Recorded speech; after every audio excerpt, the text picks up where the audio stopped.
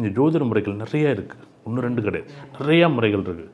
நீங்கள் ஆரம்பத்துலேயும் பிரசன்னமாக, சகுனமாக, ஆருடமாக, நிமித்தமாக, பிரசன்னத்துலேயே நமக்கு இவ்வளோ பிரசன்னங்கள் இருக்குது. இந்த பிரசன்ன முறைகள்லாம் ஒரு பக்கம் இருக்கட்டும், ஜாதகம் கணிக்கிறதெல்லாம் இருக்கட்டும், இதெல்லாம் ஒரு அடுக்கிட்டே போகலாம். இன்னும் 1 2 கிடையாது. இதெல்லாம் சொன்னால் 100 150 200 183 தாண்டி சொல்லிக்கிட்டே போகலாம். இது ஒரு பக்கம். ஆனால் இப்போ இங்கே ஒரு ஜாமக்கோல் பிரசன்னம்னு சொல்கிறேன், உங்களுக்கு நான் சொல்லிக் கொடுக்குறேன். நாளைக்கு பிரசனம்னு சொல்லிக் கொடுக்குறேன்.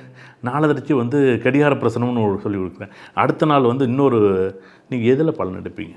எல்லாத்தையும் சேர்த்து குழப்பிட்டு தான். அதுதான் நான் சொல்கிறேன். நீங்கள் எனக்கு ஒரே பாதையாக இருக்கணும். நீங்கள் ஜாதகம்னு எடுத்தால் ஜாதகத்தை மட்டும் ஃபோக்கஸ் பண்ணுங்கள்.